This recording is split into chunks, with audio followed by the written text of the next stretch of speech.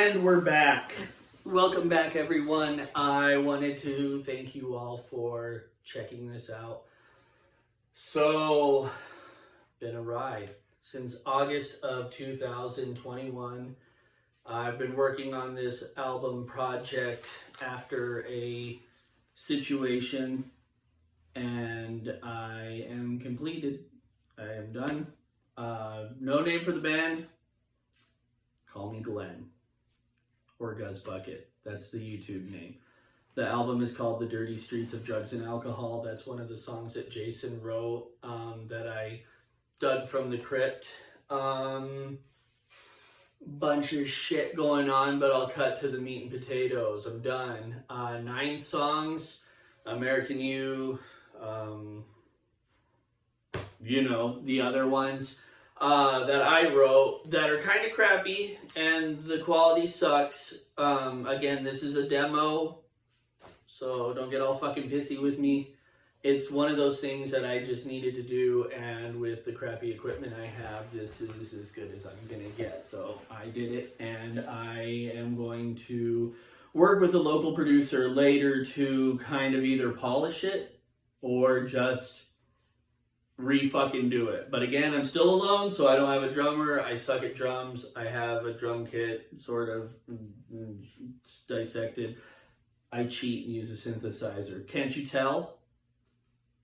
Anyways, the main goal was to take songs that my friend Jason Woods had written 20 plus years ago. The Dirty Streets of Drugs and Alcohol, Anarchy Crucify, Bandit 187. Most of the riff of No One Said That Life Was Ever Easy was left up to discretion. But the main 3 songs that I really wanted to get out there, I got out there. I feel I did them justice. Today is June 23rd, 2022. Tomorrow it would have been Jason's birthday. So this is kind of like an homage, a final goodbye chapter of that. These things wouldn't have ever come to light unless I did it. I don't think. Probably would have happened. So now they're done. The kid was amazing. 15 fucking years old. Heavily influenced by the Misfits and Guar.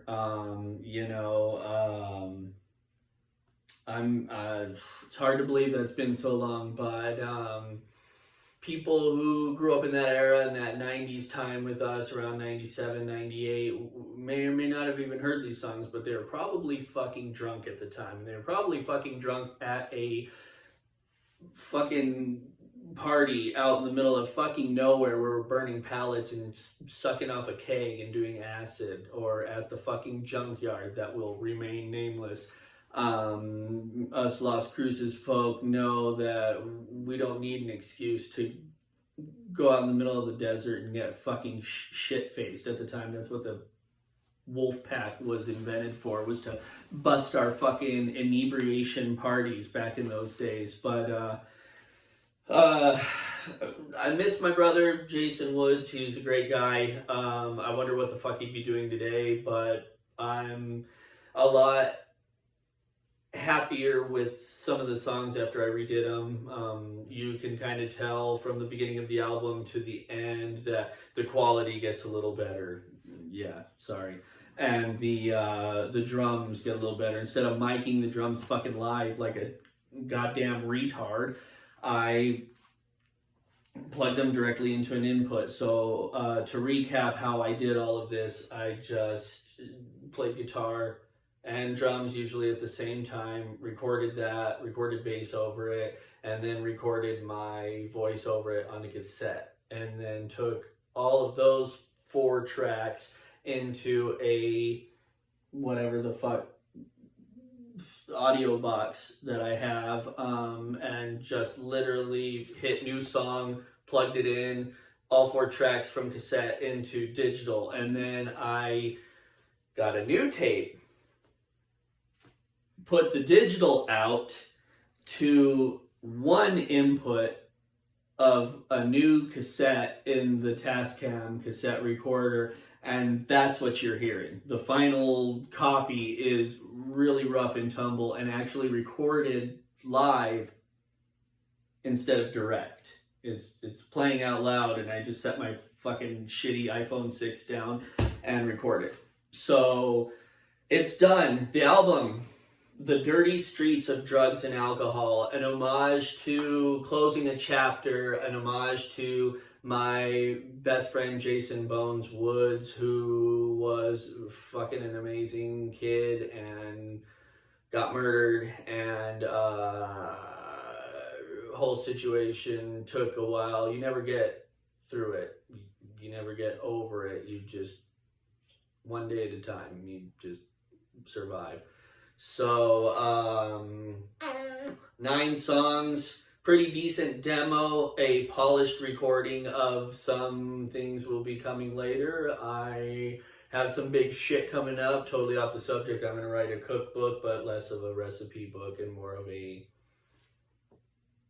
plating and chefy kind of shit, arrangements and all that shit. But that's something that's totally different. That'll be another different YouTube channel where I'll look completely different, and I won't be saying the word fuck every 5 minutes and ass rape and dick. But I hope you all either like this and take it for what it's worth, from a 15-year-old kid writing this in the early 90s, being resurrected by an old friend 20 fucking years later, or go fuck yourself. So, choice is yours. But again, thanks to my 4 friends who follow me. Brazos, we couldn't do it without you. I wish I had something better to say at the end of this, but it's been a long fucking day, and to celebrate, did I smoke crack? No. Finished the album. Did I go get hookers and blow? No. Did I compromise my 3 years of alcohol sobriety? No. I made a chicken quesadilla. So those of you that know me know that I'm pretty much the boringest motherfucker on planet Earth. So love you. Take care.